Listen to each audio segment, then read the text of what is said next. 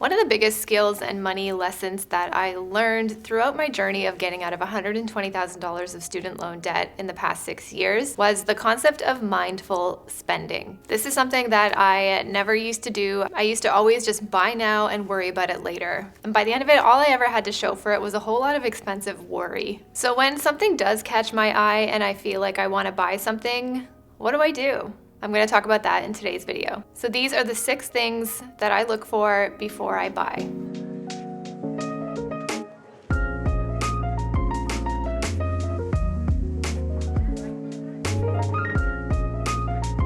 And the truth is that marketing, advertising, temptation, influencing, that is never going to stop. So it's really going to be up to us to navigate how we choose to spend our money and how we sort of respond to these temptations. And you guys, I just want to make it clear that this is not about saying no to yourself all of the time. I think there are times and places in our life where yes, that's absolutely appropriate, and we do need to exercise a little bit of discipline when it comes to our spending. But at the same time, I think it is important to spend some money on the things that you enjoy, and that's going to look different for everyone, and that's going to be something that is completely up to you. So essentially, these are the things I think about before I decide to say yes to myself.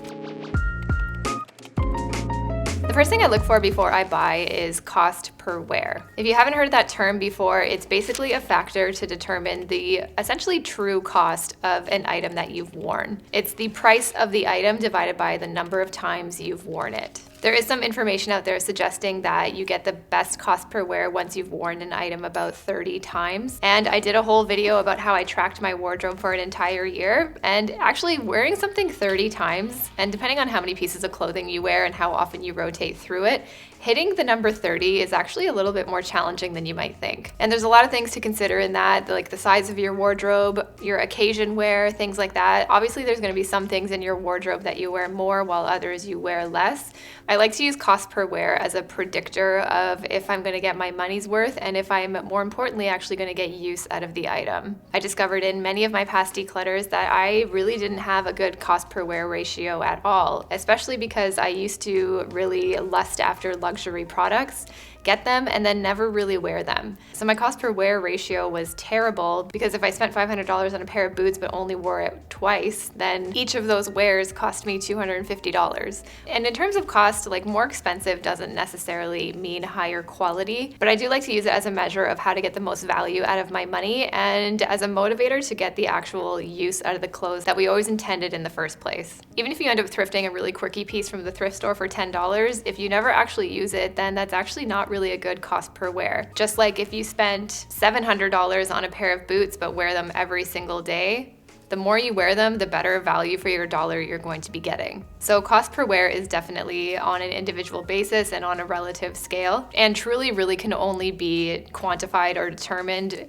once you actually buy the thing and start putting it into use in your everyday life. So that is a caveat there. You really need to make sure that you're actually using the thing the way it was intended, but it is definitely something I like to think about before I buy.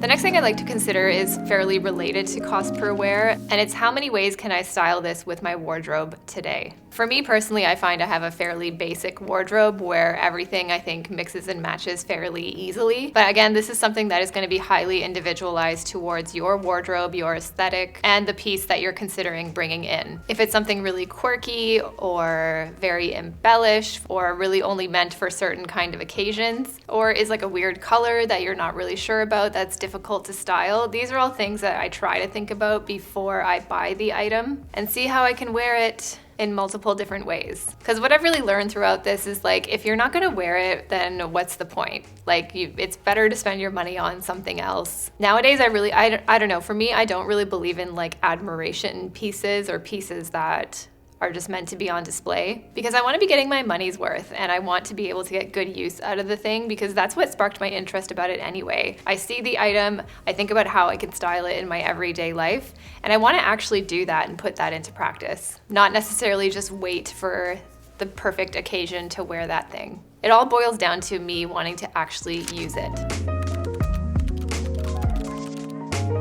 The third thing I always make sure is that it's not going to be a financial trade-off. I am all about spending where you see value and saving where you don't, and having some fun with your money. But that absolutely does not come at the expense of your other financial goals and your financial security. And really, honestly, that's what I was doing with my money for years. I was trading my financial future for shoes and makeup and dresses and lipstick that I never, ever used. So if you're working towards some savings goals or working on paying off some debt, is there a way for you to work that item into your budget right now so that you can still meet those other financial goals for that month? I think most of us don't have enough money to do it all, so there has to be some give and take in our budgets and in our financial flexibility. When I was in debt, some months I was completely unwilling to make any compromises in my budget in terms of the amount of money that I wanted to put on my debt, while in other months I did compromise some of my debt repayment to accommodate for some of these other things that I wanted. But for me, I don't really ever want to go through that experience again. So when it comes to my spending, there's 3 categories that I always want to hit first before I go ahead and spend any fun money. And that's, have I covered all my basic living expenses? Have I invested a certain percentage of my income? And have I saved a certain percentage of my income? At this juncture of my financial journey, my emergency fund is fully funded, and now I've opted to do some investing. I have another savings account for some buffers so that I don't have to dip into my emergency fund, and I'm saving for a down payment. In terms of shopping and fun money, I think that there has to be some financial minimums that we have to meet based on your own income and your own goals before any of that fun money is ever spent. And if this thing that I want ends up getting too much in the way, then that's when I start thinking about how I can save some money for it. If I can't get it this month, then when and how long is it going to take me to get there? And is it even worth it by that point? So this is a way that I sort of maintain some financial boundaries around my spending. I think having some fun money is totally okay, but I refuse to chase credit card bills and trade my financial security for it. At that point, it's not worth it.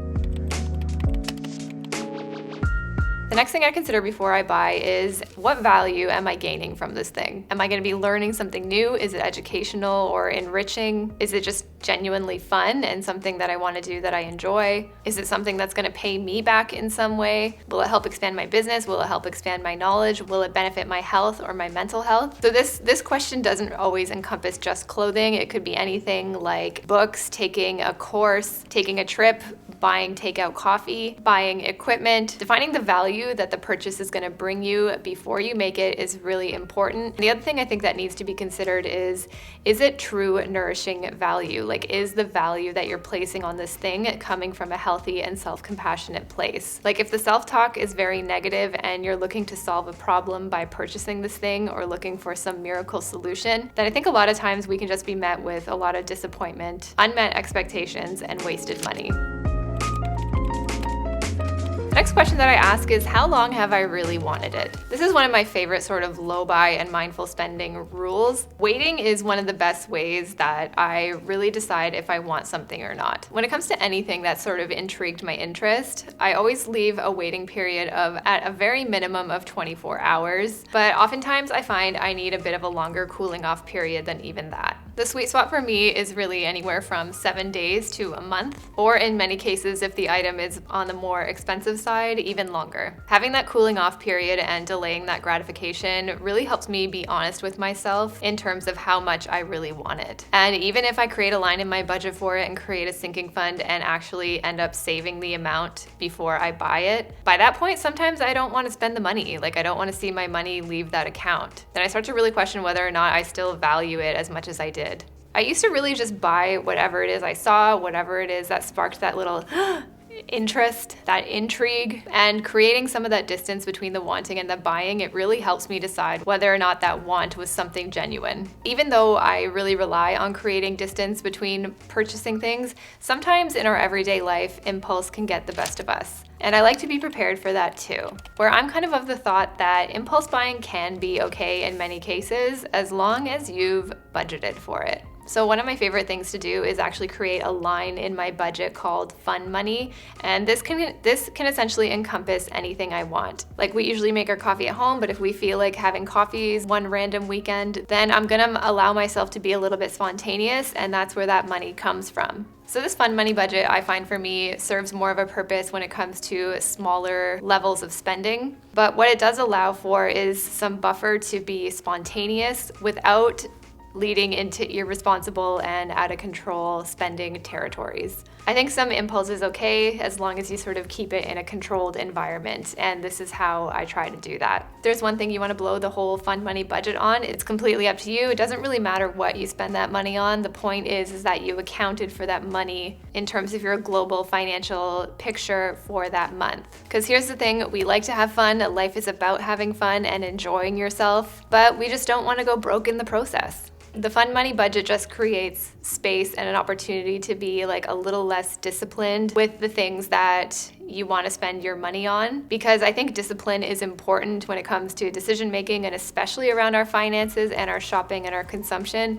But I think it's really difficult to maintain that and be consistent with it all the time. You have to be a little bit flexible in your spending and in your monthly situation. So having that little buffer not only provides you with a little bit of freedom for spontaneity, but it allows you to be flexible in your spending for that month and in your habit building. So those are some of the things that I look for before I buy anything, before I spend any money, and how I allow some spontaneity within my budget every month. Some things take a little bit more time and planning, while others can be fairly of the moment. But the one thing I'm always paying attention to and keeping track of is the money and where it's going. I think when we allow ourselves to let that get away from us, that's when things can start to become a little problematic. That can be in our closets in terms of it just overflowing with stuff, and in terms of our wallets just like emptying out a little faster than we thought. Let me know some things you think about before you end up buying the thing, before you end up spending any money, and how that's been working out for you. Please give this video a thumbs up if you liked it. It really helps me out so much more than you may think. I really appreciate it. If you haven't subscribed yet, please do, and I'll see you in the next one. Bye. Look, I'm wearing green today. It's the color of money because we love saving it. We love working on our financial health and looking good, okay?